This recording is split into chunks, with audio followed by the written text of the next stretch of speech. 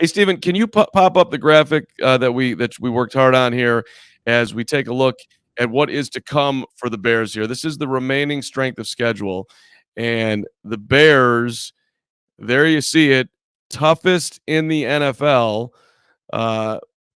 just ahead of Detroit, Green Bay, San Francisco, Carolina. They're done. That's good for the Bears, obviously, with the draft pick.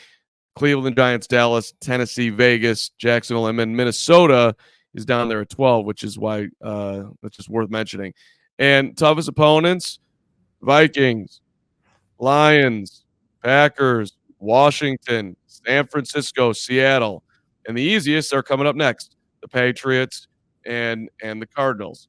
So, and look, if you look at Detroit, their toughest game, they still have to play the Texans, they still have to play the Bills. If you look at Green Bay, they still got to play the Texans, they got to play the Niners and the Seahawks, just like the Bears.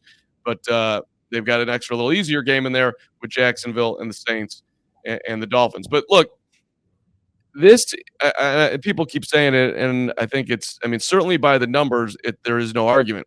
The NFC North is the toughest division in the NFL right now. Yep. Every team is on a multiple game winning streak. The Packers have won their last 2, Bears and Lions their last 3. Minnesota's undefeated 5 in a row, and everyone's point differential is not tight. Plus 63, the Vikings. Plus 60, the Lions. Plus 41, the Packers. Plus 47. Now there are 2 other divisions that have three other divisions, that have positive point differentials, but none of them have a team or 2 of them that have 60-point, just bludgeoning teams. And there's a part of that is the schedule, but the division is playing very well.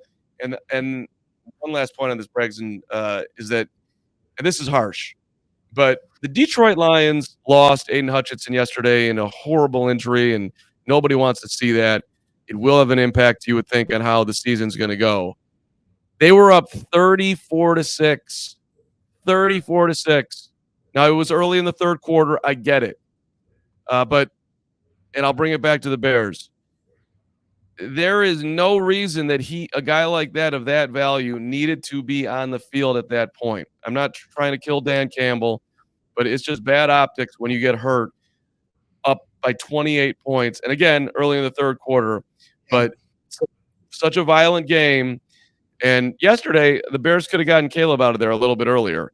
And no one wants to see Caleb taking shots. Eventually they did for the kneel downs, but he didn't need to play on the last couple of drives, really.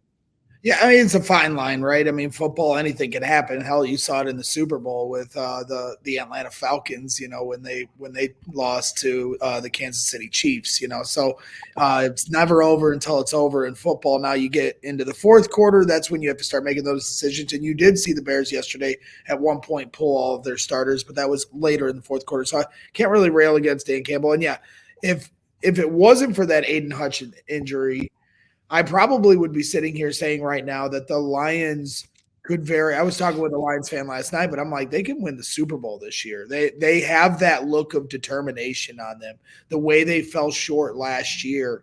And, it's obviously, I'm all in meatball all day for the Bears, but you have to respect what the Detroit Lions are doing. Don Burr's always in our chat, so I'm sure he's going to love to hear this. And when you look at the Bears' upcoming schedule and everyone seems to always say, well, the Bears match up well with the Detroit Lions. I agree with that sentiment. It'll be interesting to see how that matchup lines up again this year, because the Bears are a new-look team that have a new-look quarterback and a higher octane of potential, but the Lions have a championship mentality and feel to them when you watch them play.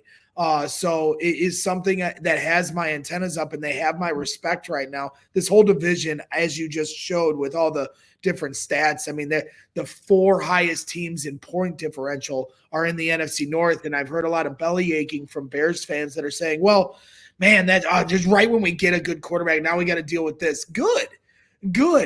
I like the iron sharpens irons, the oldest adage in football sports conversation. If the Bears want to be Super Bowl champions, they got to win their division first. And if they're winning crappy divisions, like sometimes that isn't enough of a litmus test to have you ready for the Super Bowl. At the end of the day, it is what it is. This is what the division will be for years to come. And I'm glad the Bears put on their big boy pants and put together a roster and got a quarterback in here that can handle this, because none of these teams are going anywhere, including the Bears.